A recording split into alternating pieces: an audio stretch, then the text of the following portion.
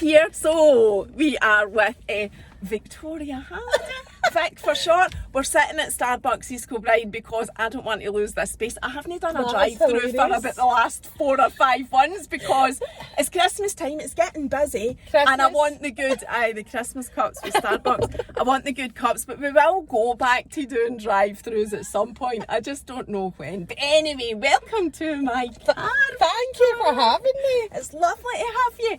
Now, the main reason, I mean, I know you do loads of stuff and I'm going to ask you about that, but the main reason I had asked you to come along is I do get women regularly messaging me about, can you talk about women's issues and endometriosis and, you know, trying to conceive and infertility and baby loss and everything. And I get it a lot, and so I try to get as much in as I can, with being as diverse as I can as well. So you're quite, although I've not known you that long, you are quite public about Afton being a miracle baby. Yes. So I want to come to that because that was what attracted me to the whole story. But you also do quite a big job in the whole PR influencer world, you know, and I'm going to a few fake things which I'm really looking forward to. And I forgot to say to you when you were asking me, was Lola coming to the wee cocktails and coffee drop-in next Wednesday, that one of the reasons is she is absolutely buzzing for her first bottle of fake bake or tube or whatever it comes in. I don't even know what it comes in. It comes in and a I'm bottle. like, I think this is a sign now for me, because I've been telling Lola that she's not getting fake tan, she's far too young, but she is desperate for her, it's her birthday coming up and obviously Christmas, and she just wants to try it. And I thought, what's the worst that can happen with a bottle of fake tan? Genuinely, with fake bake, it's lovely and natural. So you won't be like, oh God, it's lovely and natural. Alright, that's fine then. So that's why we're going, because she's absolutely buzzing for it. So yes, so I wanted you to tell us a bit about what you do as a job. I wouldn't usually ask somebody that, but your job is on social media. Yeah, so it's a bit of a random one. I'm going to go way back just to tell you a bit. So way back in the day when I was 23, I was a bank manager for the Royal Bank of that's Scotland. right, I saw that somewhere. Yeah. Do you know that's what I was? I'll get slides come up. See, she doesn't know that, so I'm going to have to explain it. Tell me. I was Bank of Scotland. So I resigned after I had Lola. I actually walked out purely because I wasn't the same person anymore. Couldn't handle it, couldn't cope. Mental health was, you know, it was a choice between, it just wasn't a choice worth choosing, if you know what I mean. The best thing to do was to leave. So I was a senior bank manager, and I was in the bank for 19 years. I was in the bank I joined it when I was 17 or 18, and I left when I was 24. So and you were the Royal Bank? I was the Royal Bank, So a good, 6 years in the bank? Yeah. Wow. So I went from, the customer service to the mortgage advisor and then the branch manager. So I finished up in Barhead branch. I was branch manager there before I left the bank. So I left the bank and went to Fake Bake. So it was a bit random at the time. It was like, how would you say, like an online competition, Scottish version of The Apprentice. You're joking? To win your job. So, you're joking with Fake Bake? So then what happened is there's been a change in my work in the last year. I don't know if you're aware of that, but unfortunately I got made redundant last year. So I got made redundant. From where? From Fake Bake. Oh, right. So I didn't know that. Right, okay. So I got made redundant from Fake Bake, and I've launched my own consultancy, Victoria Halliday Consultancy. I knew that. But what has happened is the US owners have outreach to me, and I now do consultancy for the brand. And the brand remains in the UK and worldwide, but it's owned by America, and thankfully I'm on board as one. They're one of my clients. I've got others which I'll tell you about.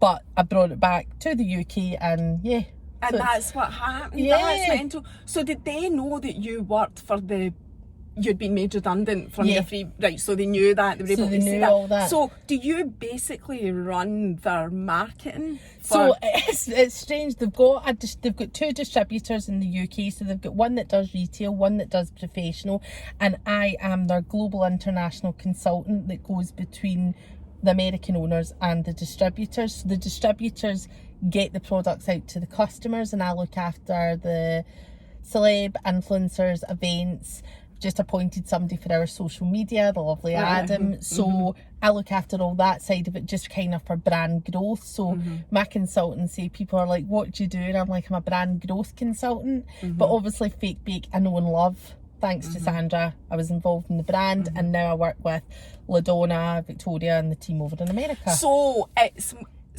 the consultancy is like what I would say is, so I did business development for the bank. So to me, that's what that is. Simply, it's not just like, you know, getting new customers, it's creating that awareness of the brand, and, you know, just marketing it is one of the things, but it's so much more than that when you're actually doing it. I do get it. I don't know how else to explain it. No, even sometimes I'm like, so Fake Bake are obviously thriving, going strong. I've just completed the NTs, I secured that contract for them. We had all the celebs here, everything like that. That is so mental.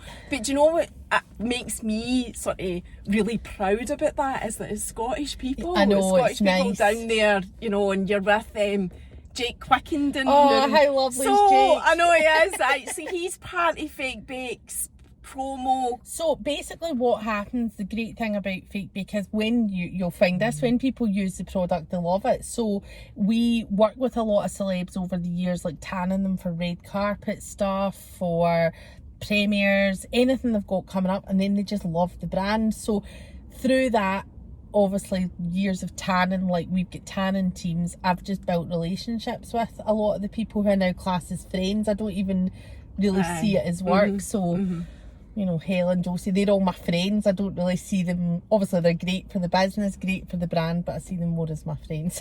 Well, that's good if that's how did you go from bank manager to doing that? Like, were you qualified anyway? Was that what you'd done? Like, so how did you? So if you, like, this is what was great about it, and you'll know this, being in banking, everybody's got transferable skills. So transferred my skills over to a new industry, and one of my late friends, we used to talk about it, and he would say, he was gay and in your face and lovely, and he'd be like, well, you went from banking to beauty.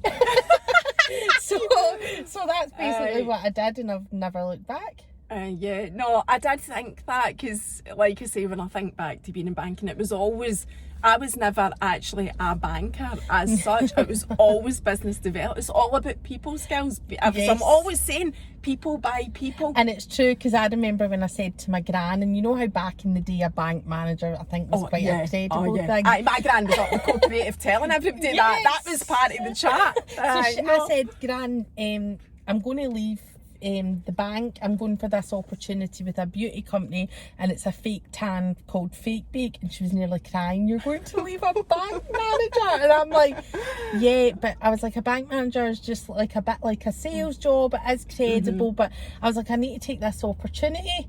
But she was Scottish. I can imagine, because I remember my gran told everybody when I got a job in the bank, that was, you know, that was worth spreading. Yeah, for sure. So you do the Fake Bake, you were going to say like other companies. So basically I only launched the consultancy in April, which a lot of people don't know. No, I didn't know that. I thought that's what you were, although I knew you were connected to Fake Bake. No, right. So I was always employed, but I've just went self-employed for the first time in April this year, and I'm so grateful. It's just pure taking off. So I've got Fake Bake, obviously, as a big client. I look after the pain-free dentistry group that have got 13 practices.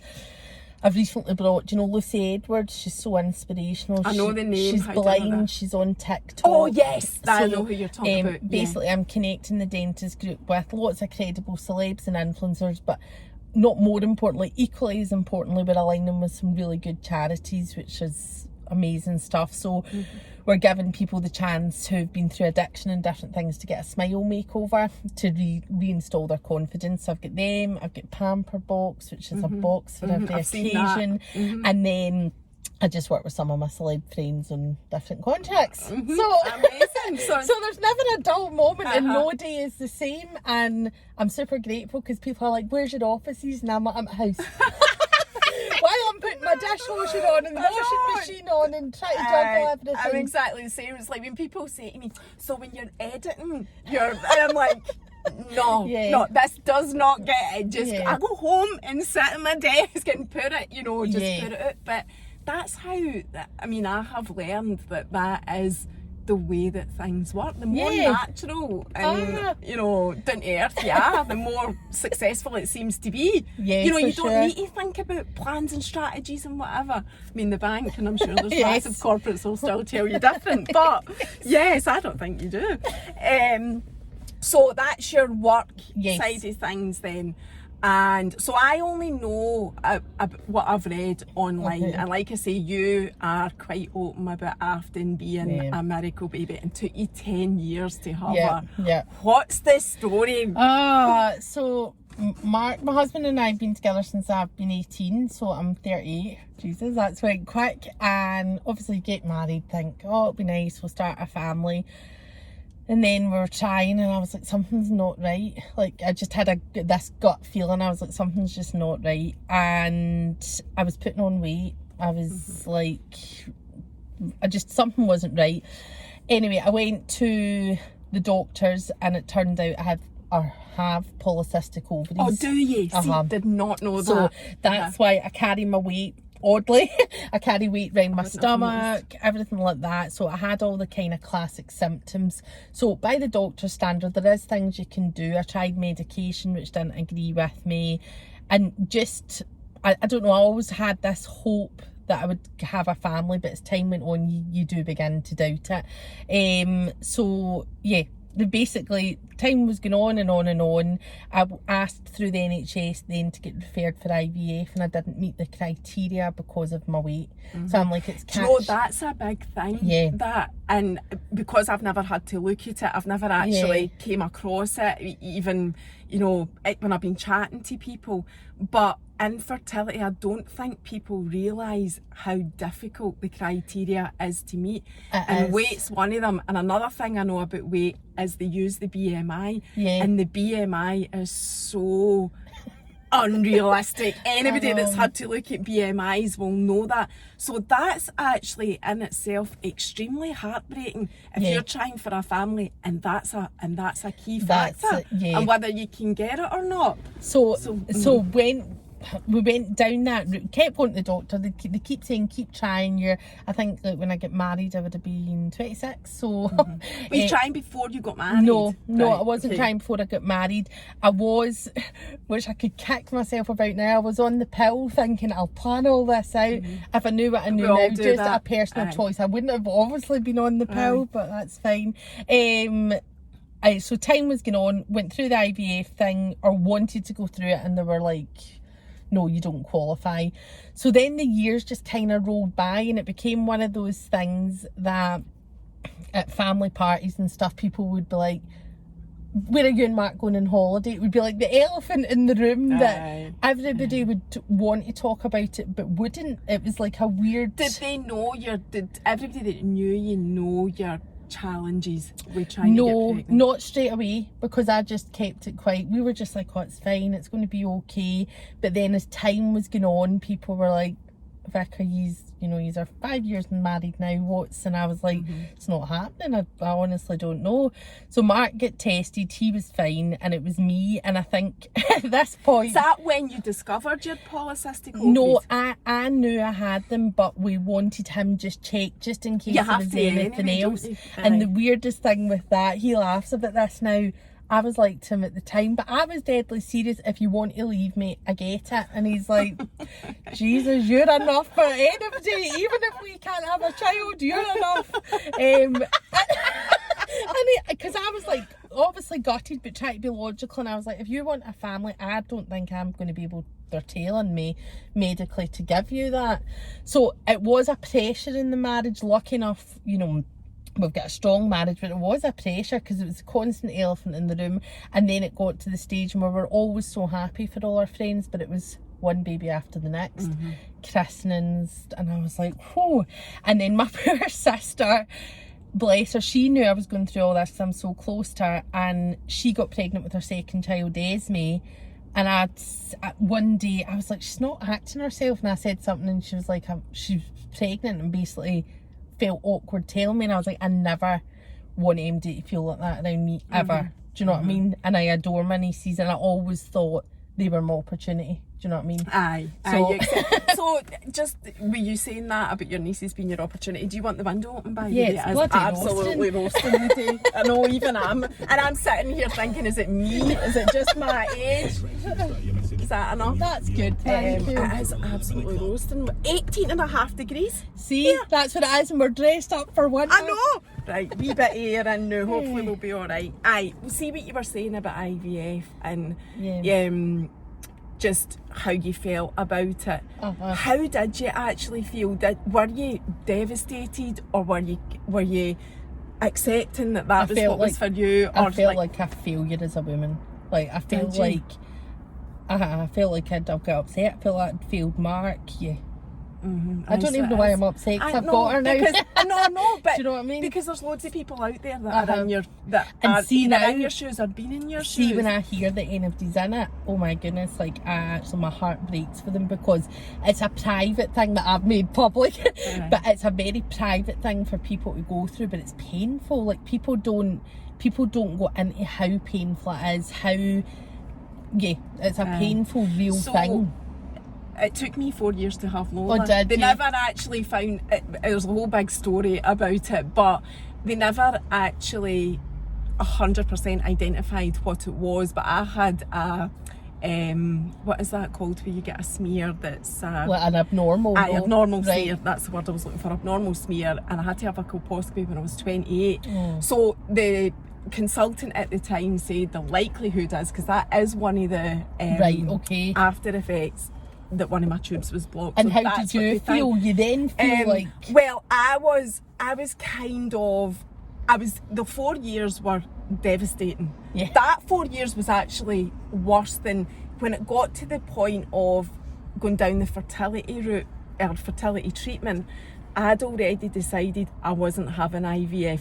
And the reason I'm saying to you about all the criteria is because that's when I looked into it. Right, and I just see mentally, like I'm actually mentally not that strong. Like, really? So things like that, I knew, and like me walking out of the bank, things like that, I knew I would not have been able to mentally cope with IVF, because not only is there loads of criteria, the actual success rate, and I don't want to dishearten anybody, but when you look at it, it's even that is so destroying. Like, IVF, and I know it's worked for loads and loads of people, but I just didn't think that mentally I would have been able to do that. And that's a brave choice as well, to go down. But don't, so it's really important for me to say, don't think I'm sitting here thinking, I was just going to accept what's what.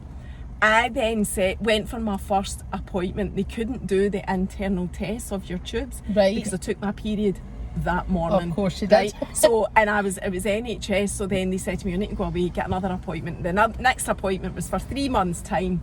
Well, it turned out though that period, that first day in my last period, was the day I was classed as being pregnant from, right? So bear that in mind when I say I had accepted I wasn't going down IVF. I wasn't at the point where I had to accept that I was a failure. But what I'm saying is, if I had been in your shoes, I'd be telling a totally different story. As we go on in the story, this is a miracle after you've no IVF.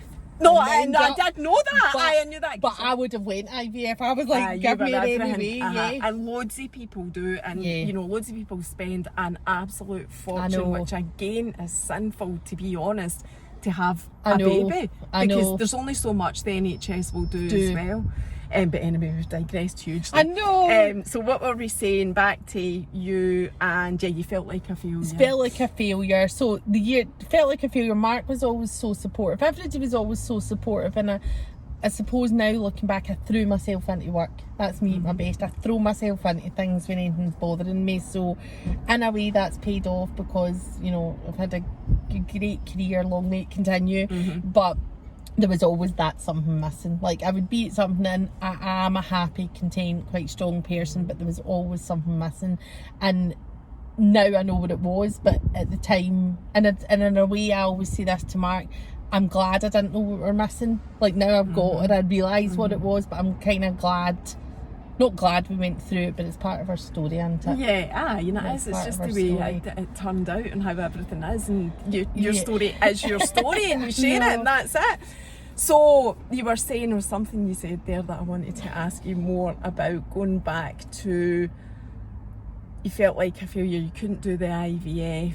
Yeah. Did you at any point accept that was it, you were just not going to have any? I didn't. I always had a glimmer of hope. Mark did, and that was hard for me because, again, that was like, he was like, Rick, I think we just need to accept we can't keep going through this every month.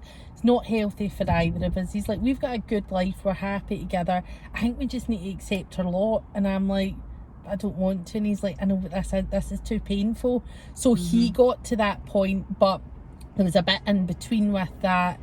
I got pregnant and I miscarried. And then that was when he was like, right, we're done with this, I didn't Victoria. know that Yeah. either. I went on holiday and I came back and I was like, God, I feel really tired. I feel really tired. And then I discovered I was pregnant. And then I was away on a girls' weekend. I had some of my really good friends who are in the industry and public eye up for the weekend. And I hadn't told them I was pregnant. And then I started to feel unwell. And I was like, I hadn't told my family at Remedy, and I was like, girls, I think I need to go to the hospital. And they were like, why? And I said, I'm pregnant. Oh, I know. no. I said, I'm pregnant and I think I'm miscarrying. So, and I didn't want to tell anybody, do you know, that way. But yeah, so I wasn't that far on, not that makes, I wasn't that far on, but yeah. But you knew that's what was happening. Yeah, as well. I didn't feel right. I knew. Mark, I think, was more not angry at me, but he's like, Vic, why didn't you slow down? Why didn't you? And I don't know why I didn't, but hey. But again, it just wasn't to be at No. that time. How long ago was that? That was, God, when was that? That was, I feel as if sometimes I mentally block things out. That was a few years before Afton, so 3 years before Afton. And was that your first pregnancy? Yeah. That must have given you a wee glimmer of hope. Even more though. Well, it gave me the glimmer of hope, but it Aye. actually took it away from Mark because he felt, although I'd been pregnant and lost it, that was like it. Aye. So he was like, I think, we should really call this to a halt now, Vic. So for Emily going through it, I know how painful it is. I know that every month you're like, God, could this... I actually, which I laugh about now, you know how you can do that subscribe on Prime? I would just have pregnancy tests coming through. I would bloody keep those companies in business. I would be like, I'll just keep them coming. That's got to be a good vibe that it might come. Oh, God love you. You've probably still got a stock in it. And randomly, I kept the one that obviously is Afton. I kept that as well, funnily enough. And really, when you think about it, you're like, oh God. I know, it's disgusting. I know. It is in my loft though. Oh, I know, when I think about it, I think I really should go and dig that bit in the bin. I know, yuck. But no, can't. So tell us then how, like, falling pregnant with Afton, finding out the whole story of that. Because is she 2 yet? She'll be 2 in February. She is so cute. I love that stage, honestly. You probably do absorb every second anyway, but see the Peppa Pig slippers. Oh and, my goodness. Oh, the Lola girl's went, oh, obsessed. it's so funny. It is so cute. Lola's was princess dresses for ages. And you'd be I think I'd prefer that. you're going to, no, you wouldn't, because they'll like mock it by the time, you're doing your messages for the 10th week in a row with the same princess dress on. She'll not take it off. Like, I'd put clothes on her in the morning and the first thing she would do is put a princess dress on. That is hilarious. And it is brutal when it's and getting them washed was just so hard. But but I'm saying that now, but when I see you with Afton and her Peppa Pig slippers, I'm like, oh, I'd give my left arm to go back to 5 minutes of that. I know, because they just get older and more fun and challenging. I've got all that ahead. I know. But you wouldn't change it, as everybody says. We know that. So tell us about. So it was 3 years ago. It was lockdown, and again, I hadn't given up hope. There's a really nice story behind this. I hadn't given up hope. Obviously, it's lockdown, which was rubbish for everybody for obvious reasons. But for me, it literally transformed my life. I'd went from travelling, busy, to working in the house, which I hated. And I'll be honest, I hated. I was like, oh my goodness, this is not me. but embraced the way everybody else did. I'll do my hours exercise, I'll do that, and through that perhaps slowing down, which was my own doing, not anybody else's, slowing down exercising, my weight began to come off slowly, and then I was eating better because I thought, well, if I'm in the house, like I've got time to make proper meals, all that. So then, as I did every single month. Did you? Every month? For 10 years? Not for 10 years, to be fair, probably about... I mean, I did keep them in a long time. No, I think to be fair, like, probably not the first 5 years, but then it did become a wee bit, I don't want to say obsessive, but I was like... I know myself. So then I was like, oh, it's time to test. I actually peed in the stick, went in my shower and came out and kind of automatically went to put it in the bin because I thought, oh, here we go, £10 that's another fine. 10 on the bin. And I looked and I was like, oh, and I'm like, no, I was like, it literally can't be, oh my god, it can't be. And I looked and it was like really faint, but there was the 2 lines, and I was in my shower and Mark was in the ensuite, so I ran through and was like banging the door. So the time before I'd got pregnant, when I miscarried, I did this whole lovely like way of telling him, like I'd used our wedding favour and our wee cat Sophie, I had it in her basket, and I told him, and it was all magical. But this time I was just banging the door like, open the door, and he's like, Victoria, are you okay? And I'm like, no, open the door. So he came out and he was like, are you alright? And I'm like, look at this. And he's like, what is it? And I was like, look at it. And I was like, there's 2 lines. And he's like, oh, I don't know, Vic. He's like, and I was like, no, please look, there is. I was like, go and get it. So I had obviously more tests, kept testing. I was like, there's definitely. But my heart was obviously going 10 to the dozen. So I worked out my dates. I phoned my doctor, and my doctor, not their fault, but they were like, you're super early on, you've miscarried before. They're like, you just need to wait and see. It was not a positive conversation. So I came off the phone a wee bit gutted. And saying that as well, during COVID and even after COVID, it's just a nightmare trying to get anything like that. So they were kind of just like, you know, and I was like, need to wait and see. I was like, are you basically telling me I need to wait and see if I'm going to miscarry again? And they're like, yeah, well, they didn't say yes, but that was the implication. So I kind of felt like excited, terrified, and everything in between. And of course it was just Mark and I in the house, I was like, what am I going to do? I was like, I can't tell anybody yet. I didn't want my family going through the excitement, although they'd been through the pain of the miscarriage with me. Does that make sense? Yeah, totally. But equally I was like, they were there when I went through the pain of it, so I want them to get some joy. So I let the weeks go on, and then I contacted, Baby Steps. I'm forever grateful to these women, and I explained my circumstances. And I was like, I'll be honest, I'm petrified. What is the earliest? I said, because the hospital are saying a 12-week scan. I said, I think when I peed in the stick, I must have been 2 days. So it must have been more than that to get a positive test. I was like, I can't wait 12 weeks. I'm going to drive myself insane. In between the time, so it was May I found out, in between, just to give you a bit more of the story, in between the time of me getting pregnant to my scan, the date of my miscarriage fell on it. So I'm quite into signs and everything. I know everybody isn't. And it was pissing a rain that day, and I was like that to Mark, I feel super anxious, and I'm not an anxious person. I was like, I need to go out the house. And he's like, what? I was like, I need to go a walk. And he's like, it's bucketing down. And I was like, and he's like, I know it's like the anniversary, but, and I was like, it's bucketing down, Mark. And I said, I feel I need out the house. So before I went out the house, I said to whoever, give me a sign that I'm going to be okay. Who is your whoever? Is it the universe? The universe. My wee brother's a monk. Which I know, I want to ask you about that. Because he is part of Afton's story, which I could actually, I'll tell you, it's really phenomenal. Went out, asked for a sign. Now, I go up and down this walk a million times and I've never seen them. And I swear on Afton's life, 5 frogs. 1, 2, bounce, bounce, bounce, bounce. And I googled it, and frogs mean good luck and fertility. So I was like to Mark, that's a sign. He's not into anything like this. He's like that. There was frogs out because it was raining. That's what Caitlin said. He's like that. There was frogs out because it was raining, and I'm like, no, there was 5 frogs out because of a sign. He's like that. So then got to Baby Steps. No, in between times, this is what happened before the Baby Steps part.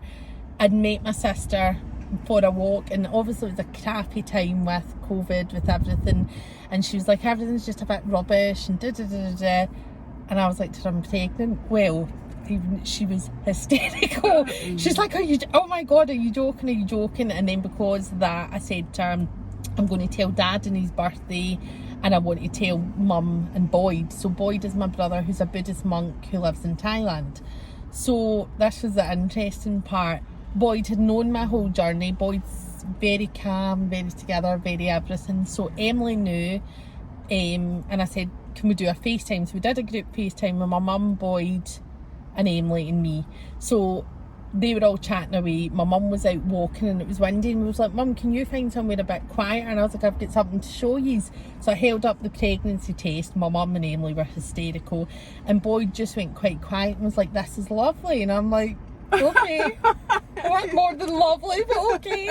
And I was like, I'm not past the safe point, but I said, equally, you guys really helped me through last time, so I feel it's only fair you get the good part, even if. And Boyd was like, I know this is a really strong statement, what I'm going to say. And he's like, what did the doctor say? And I said, just that I need to wait and see if I get past the 12 weeks. I said, just because, I suppose everybody's the same, but just, and he's like, this is a really strong statement, you are going to get past the 12 weeks. And I said, how? And he's like, didn't want to tell you, but the monks and I all went to a river of life and blessed you and Mark about 5 weeks ago with your date of births and with everything. So he's like, this baby's coming to this airplane. Oh, I know. Oh, and I said, so even now, he was home there and I was saying it to him. I'm totally into and all he's of that. Like that's he's amazing. like, I just had a knowing, Vic. He's like, you'd been through enough. You're too good a person, and it was your turn. I said, thank you. Incredible. So then through the pregnancy, scanxiety, as I called it, was real, and I was very open about that. Every scan, I was like a psycho, because I'm like, is everything okay? Is everything okay? Then the other part of the story, which nothing ever is smooth in our life, it's hilarious. We were going for private scans, baby steps, where like the first day I went in, I was hysterical, and they were like, it's okay, there's a heartbeat, everything's there.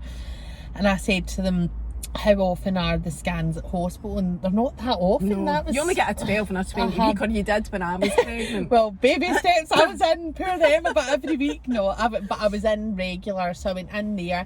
And then we were going on Mark's birthday, and I hadn't sorted my birthday gift, so that's your 20-week scan. And on the way there, Mark was like, something about finding out. I says, I'm not finding out, but he did. He found out he was having a girl, and you I didn't. He knew. He knew. And he kept it to himself, never told us so. Never, wow. No. So he knew. So that was another nice little element of the story. So the pregnancy went great without a hitch until December. So we did hypnobirthing. I really, as you said, I even tried to soak up the moments of the pregnancy, like the good, bad and ugly. Like I was laughing, one of my friends said to me, Vic, you're the only person that I know that the first time I threw up I cried with happiness. Literally was like, like pure crying, and they were like, I was like, I'm so happy the baby's growing. Literally, like the sickness was intense. Went away from a 10-year wedding anniversary. That's when I put it in social media. I was going to not put it, and then I thought, if anybody's been through what I've been through, if it gives anybody any hope or anything, great. And it absolutely does, and it will. Even this going out, it absolutely will, because I get messaged about it all the time. And I didn't know about the miscarriage thing, and even that, I think, again, is just another glimmery hope for anybody. Do you know something I do kind of credit, and you can't, obviously you don't know, but have you heard of the medical medium? No. So he's phenomenal, you should look him up. He's a medical medium, and he's a guy, he's like famous because he basically credits natural foods with helping your whole system. So something I did that everybody laughed about, but I did it religiously in lockdown and throughout my pregnancy, even while throwing up, was celery juicing. So I did 16 ounces on an empty stomach, and I cut out eggs because foods are full of hormones. So they were like, with my condition, hormones on top of hormones equals awful. So I suppose it was a bit of a body reset, and Like he was DMing me throughout it and all that. He's got like however many million on we've talked Instagram. about, oh has he? We've had this conversation. I've had Christine, I don't know if you know her, Key Pingfish. I know her through Glasgow Girls Club. Right. Well, right enough. Yes. So Christine does a lot about hormones, and since I had her in my car 6 weeks ago, I remember you saying this, and you've got a different sort of milk than me. So I've been avoiding. Well, my reasons are different. I've had my baby. I had all the problems with that though, but I'm now perimenopause age, right? And I'm very, very lucky at the moment. Touch wood, that I don't have any like really extreme perimenopause. Right. I had loads of problems with periods and all of that. That was part of the issue with trying to get pregnant. But the perimenopause thing, I don't have a lot of issues with it. But physically, I have felt really quite shit, lethargic, tired, and just old in my body. You're lovely. Well, thank you, but I didn't feel like that prior to 6 weeks ago. And she was talking about how foods affect all your hormones. It virtually, in fact, it is everything that you are doing, putting into your body affects how it performs. You can only perform, your body can only work on what it's given. So it makes sense. Yes. But I don't want to preach it. I'm all about choice, and everybody can do what they want. But for me, I decided to stop sugar 6 weeks ago. But not fully, like I'm still having pasta, like I'm still having carbs. But in terms of sweeties, you know, the Frappuccino drinks, which I loved, cakes, biscuits, everything. I've not had any for I need 6 to get weeks. on that. I feel honestly, and it wasn't for weight. It wasn't. But that's it was nice, for how I feel amazing. I'm sleeping like a baby. Oh. I have the bloating has went. I had a lot of bloating, which I do think was down to perimenopause. Probably. And that's when. So the only reason I'm telling you that is I now. I'm starting to see and feel the benefits myself.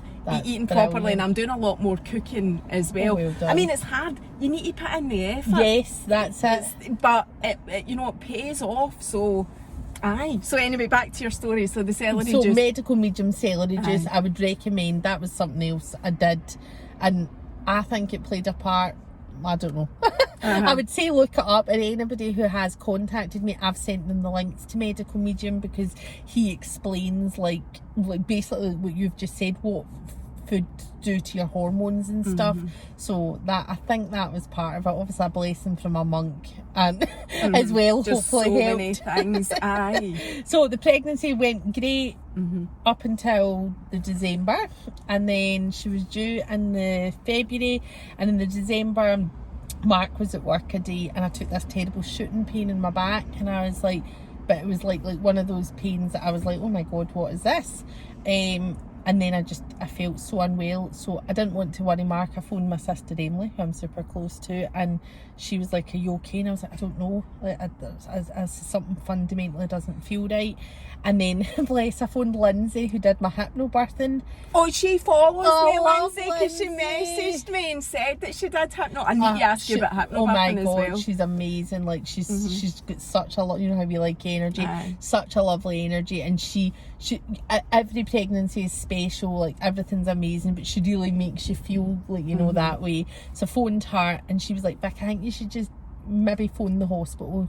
So I phoned the hospital, and they were like, can you come in? Phones Mark, he gets home, and by the time I'm in the car, it's like shooting pains. I was like, not in my tummy, which was weird. But labour can start in your back. Well, I've read that as well. It wasn't labour, it turns out. So it was still in the throes of COVID. We get to the door, and at this point I was in agony. They wheel me in, and they don't let Mark in. So then I went through 2 days of tests, and it turns out it was blood clots, but they were having me in like the CT scans. I had to go through 3 of them, and it was weird. They went to I hadn't slept, so I was all over the place, and they went to put me in the MRI machine, and Afton, who I now know, was like kicking like crazy, and I was like, don't put me in it, I can't go in it. And they're like, we need you to go in it, Vic, and I was like, I can't. So then I just had to be in blood clot injections, and I do laugh now because at the time you don't know, but obviously Mark had been called, and they said we can't stabilise their oxygen, we don't know like what's going to happen. The baby, they're both fine well, the baby's fine. Victoria, we can't stabilise her. Her oxygen keeps going up and down. Many weeks were you? I had 12 weeks to go. 28. So, and in between all this, we had a leak in our house. So our house was upside down. Do you ever we had everything going on. Our house was upside down. Our wee cat, Sophie, who Mark and I had for 18 years, was unwell. So poor Mark, I think the last year, December, or 2 years ago, was just hellish for him. So they let me out, gave me injections and everything, sent me home for lots of rest. But when I got home, the house was still upside down, so we're lying in a mattress on the floor with the bump, the unwell cat, and I'm like, is this life? I was like, shit. So then to be fair to my work at the time, they were like, right, Vic, I think, like, guys, I was still working through it, I think you need to, so my last pack it in. So my last 2 months of there's one more part of the story. The last month of the pregnancy was all good. I wanted a natural labour. Don't ask me why. I was like, I want a natural labour. And my friends, because you're off your head. Well, my friends who'd had it were like, that really? Are you sure? And I'm like, I want to feel that thing. So they were like, okay. And then I went in for an induction, and they were like, Vic, you've moved. So it's a red, amber, green, like kind of status, yes, and I was green the whole way through my pregnancy. And I went in a few days before my due date, because at this point I was 37, had miscarried, had never laboured before, had the past histories, and now had the blood clots. They were like, Vic, and I'm like, no, I want to try labour. And they're like, okay. So I don't know if they did this on purpose. They put me in an induction ward. And there was one girl across from me, and she'd had the balloon in her, and she's like, I've been like this for 2.5 days. And I'm like, actually, thank you, I'll take the section. And they were like, this is what we needed you to do, Vic. So then the last little part of the pregnancy story, my family have been amazing throughout this, but it's not just been my 10-year journey, 11, it's been your mum, your sister, your brother, everybody. So Mark. They've all known what it's meant. So my mum and my sister, you know, if you've been through something yourself, they only know natural labour. So when I said to them it's changing to a section, I could see the fear in both. A section, and I'm like, and my mum's like, this is the right thing, Vic, the medical people know, blah blah blah. So I said to Mark, they'd given me a date of, what date did they give me? I think it was like the 5th or the 6th. It must have been the 5th. And I told my mum and sister the 5th. But I was like, I don't think I'm going to go on the 5th, Mark. I want a date sooner. I really wanted it the second, 2-2-2-1, but it wasn't to be. Long and short, they phoned back and said, Vic, just because you're a wee bit of a priority with everything, we've managed to get you the 4th of February. And I said to Mark, we're not telling anybody. And he's like, what? And I was like, we're not telling my mum, my sister, your fam, we're not telling anybody. I said, just you and I have waited in this.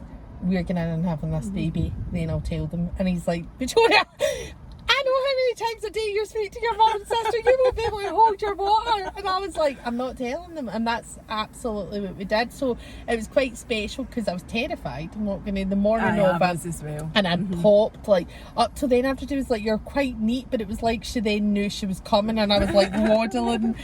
So the morning of it, we got up, and it was just Mark and I that knew. Everybody thought it was the day after. So I do feel a bit guilty about this. My sister was texting me that morning going, oh, we'll pop down. I was like, oh, do you know what? I'll FaceTime you later. And she still laughs. I was going in for my section at 1, and she tagged me in something at Instagram at 12:30. And I said, because I said, because you would have thought I was just like at home getting ready. So if I hadn't replied. So then we came out. First of all, obviously went through to surgery. Took 9 times for them to get the thing in my back. Oh. God. Which again I didn't know. It was great. What's that? Ignorance is bliss. So they say at 1 o'clock go through. It's a moment, isn't it? Because I never had a section. I had forceps, but forceps is all the same medication and whatever. You know, my mum was there when I had Lola, and she said to me, you don't want a section, right? So I was like you, I never had a clue. I just was doing whatever everybody said I was to do. Yeah. But with hindsight, I mean, I am still 10 years later. You know, if I need to go to the toilet, I need to go to the toilet. Yeah, of course. Right? So there's this, you know, 10 years later, still things still aren't how they were before. They never will be. Right. But with hindsight, I wish I had gone for a section, because the getting, you know, the cut and opened up. I mean, they don't even do that to animals, what they do to humans with forceps. So if I had my time again, I would have. Really? Yep. I'll be honest, I was gutted I got a section, but then had to I spoke to Lindsay from Hypnobirth, and I was like, this wasn't my plan, but she's like, Vic, you need to embrace it, your baby's coming into the world, maybe not how you wanted it to or thought it was going to. So Mark and I, it was lovely, because we had that moment at 1 o'clock when I was like, I'm about to go through here, because you go through first. And then they came in, and I was like, maybe that was COVID, our lives about to change forever. So then I went in, but obviously everything was a story, so I'm lying. They dragged me however many times, and they'd said to Mark, we'll come and get you in 15 minutes, and he thought at an hour something's not right, but there was nobody around. So then they brought me in. At this point they thought me had me dragged, and he took one look at me, knowing me, and went, she's not right. And they were like, Victoria, are you okay? And I was like, I don't actually feel very good. And then I was sick. How glamorous, like, what? And they're like, sit. So they had to sit me back up the Dover, whatever me. So then they got me down and got the baby out. And I thought she was going to be a boy. So I honestly thought she was going to be a boy. So just before we went through, Mark, remember, knowing she's a girl, I was like, so final thoughts? He's like, you've got this. And I was like, no, final thoughts. I was like, the two boys' names are Ace or Grayson, and the middle name's Boyd, after my brother.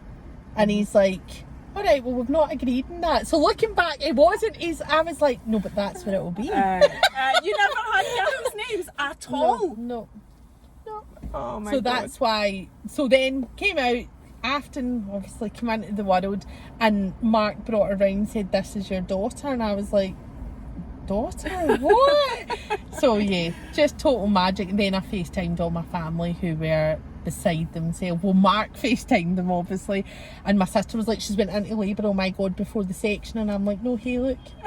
That's and she was like, oh, That's Victoria, so I can't believe you did this to us. And the funny thing is, I love my dad dearly, but I FaceTimed him, but obviously I'd just come out, and he's like, without Victoria, are you naked in that picture? And I said, no, Dad, I've actually just had him all. What a baby. He's like, oh, congratulations, because he must have just been like, what is she doing? Because I was, yeah. And was there a point in the pregnancy where, like, you went from disbelieving it was actually going to happen to totally believing it, or were you always apprehensive until the moment she was in your arms? I think when Mark found out what she was, that was 20 weeks, I was anxious, probably really anxious up to that point, to the point that I was trying to be like, I'm really enjoying this, I'm enjoying it. So when I was being sick, I was delighted.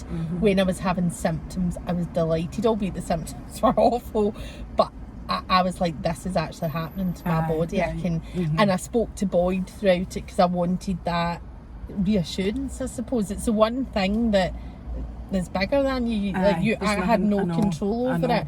So, and even like the section, the blood clots gave me a fright, of course, but I even remember then, it's funny how mother's instinct kicked in, going into the MRI, and I was like, stop. I was like, the baby doesn't want it. And they were like, so it's you, the baby's fine, we need to see what's wrong with you. I was like, I don't care, just make sure the baby's okay, I don't care, because I just didn't care, I wasn't well enough.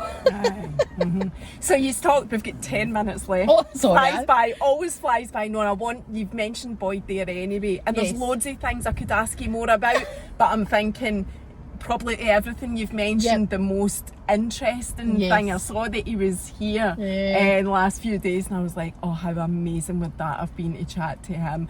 But then I don't know, but then Boy George is in the jungle, and I think you can he's chat in to him Buddhism. next time. Aye, right, you sort that out. I will, don't you worry. Because I saw him doing the chanting. That was my birthday, the 8th of November, the full moon, which I think's your mum's birthday. And No, my your grand, that's right. Lovely. So I saw him doing that, and that was just, that gave me goosebumps. I'm like, I hope you're allowed to talk about that. Of course. I want to ask you, so how did Boyd get into that? So he's a pretty phenomenal character, as Boyd. He's the way he's very calm, like his energy is very calming, he's very kind, he's amazing.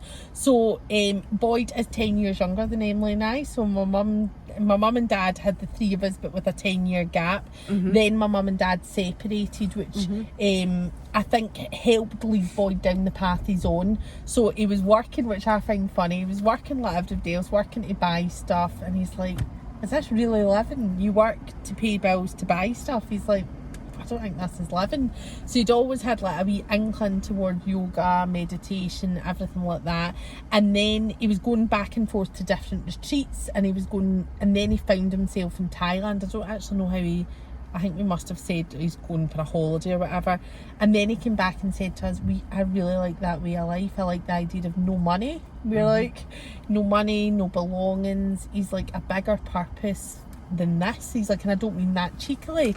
So we were like, okay. I totally get it. Like, I looked at it ages ago. See? It's so, like, I just totally get it. Imagine no having to worry about, I mean, he will obviously worry, I would imagine, because he's natural, but just no even what to wear, like, none of that matters. None of the material things, a car, a house, you know, imagine just meditating and just all day. And like, he's happy. Like, I think that's the overriding thing, that he's happy. Aye, like, with it. the lack of, not that I don't want to say the lack of stuff, because he believes he's got more stuff than all of us. So he's ordained. He's fully ordained, which basically means he is fully in the monkhood. So what a day looks like, 'cause this is quite interesting to people, because they're like, what does he do as a monk? So he normally lives in a monastery called Wat Pat Nanachat in Ubon in Thailand, and it's a forest monastery. And he lives in a kuti, which is basically a wooden hut. So he lives in a wooden hut with no bed, with wee geckos, wee lizards running about, and that is his home. Well, it's not his home. He could go into any hut, because he could reside anywhere. And every day they get up and do a thing called Pindapat, and it's basically, this is super humbling. I've been out to the monastery 8 years ago, that would have been. And they basically, in the morning at dawn, they go round with their bowls. So they eat one meal a day. That's another thing. They eat between dawn and 12 o'clock in the day, and then they don't eat again for the rest of the day, because they see food as I suppose a necessity as opposed to a treat. What do you want, wee chocolates? So they do Pindapat, and it's where basically the local Thai people cook for them, and then the food goes back to the monastery, and then they bless it and have this one meal. So that's magical in Thailand. But imagine me yesterday morning. So he does it when he comes to visit as well. My 1-year-old on my hip, and me trying to bless food to him and his friend who were staying in my house at 9 o'clock. Were you blessing it for them? So I basically had to lift it and drop it for them. Like, you can't touch them as well. That's another thing. So you can't touch them? No. Oh, I didn't know that. I'm never allowed to hug him. I've not hugged him. Does he hold Afton? I thought I saw that. Interestingly, he does hold Afton, but I feel he's got a good connection with all his nieces. I don't know, like, but he does them, but absolutely not my mum, not me, not my sister, no. It's very strange. But because you will want to hug him, but it's a natural thing. You're like, but when you see him, you just have to go. So this year's been special because I hadn't seen Boyd in 5 years, so everything I'd seen, and he hadn't met Afton, which for me was a big thing. So my sister turned 40 this year, and he planned his return to the UK after all this time in robes. And I saw that, and he had a friend with him as well, another month. So they basically moved to a monastery in East Sussex down in London, who follow all the principles of Thailand. Oh. Well, it's all crazy. So he flew back to Thailand yesterday because there's a big thing happening. Then he's coming back to East Sussex. But the overall plan is there's no monasteries in Scotland. His vision a lot further down the line would be him and Tan T, who's the Thailand monk who came. They were up seeing Inverness, and they love Inverness, so they would love a monastery there. Could they set that up? Is that they the plan? Can't. Right. So this is where like businesses come in, or a founder, or so they were like, Vic, go on, make millions, and you get us a monastery. Oh, okay, leave it with me. So that is what he's putting out there, though. It's a new thing for him, because what they call it is, say like we do like a year in business, they call it a pansa. So when it's one ordination to the next, it's called a pansa. So he'll be 10 pansas in a couple of years. So everything's very slow. We're quick. So he's like, it would be my vision in a few years' time. And I'm like, why not now? And he's like, because I would like to be 10 pantsas or more. Okay. Aye. Oh, it's incredible. He's amazing. You must get loads of interest when you have him on your stories. I was thinking that because I wanted to message you, but I was like, no, I'm getting to see it. I'll be able to talk about this. Because obviously the whole yoga thing and the Buddhists, I mean, I've looked at it all. The Buddhas, or the Buddha believes, or the Buddhism, whatever you say, that life is suffering. Yeah. Like, I've had this conversation recently with Emma, the HIV girl. Actually, I was saying, no, nothing to do with your brother, but just coincidentally, a few weeks ago, I said to her, the Buddhist religion beliefs are that life is, you know, birth to death, just suffering. And she said, I don't really think there is. And I was like, but they've got a point. They've got a point, man. Because every day, there's something, there's some challenge, whatever, you know. So I totally, like, it's so interesting. We'll need to get you a sit down. You would need to they probably wouldn't sit in the car, but we could get you in a room with them and you could interview them. We would do that. Whatever was allowable. They're back next May. We'll ask them. We will. I'm like, it'd be so interesting. But thank you for sharing that. We've got a couple of minutes left, and it probably can't get a whole topic in a couple of minutes. But the polycystic ovaries, I was just quickly wanting to ask you about that. Yep. Was there anything treatment-wise that you did or took apart from your own diet? Yeah. Was there anything else that... The doctor prescribed me metformin, which really works for some people. For me personally, I just felt it didn't work for me. It gave me severe stomach pains and it just didn't agree with me, but other people have had great results with it. So it does work, and what I would say is, I always think this, I was told you will not have children. Do you know what I mean? So I by the medical people. Yeah, right. Like once I was... So that's worth saying that you were told you would not have children, and that's another thing to give people hope. You never ever lost hope? No, I didn't. As I say, Mark had the moment. I had my moments, but I always had this over thing, and then I was like, I just want everybody's happy time to come, because I know how hard it is for people, and I hate anybody going through this.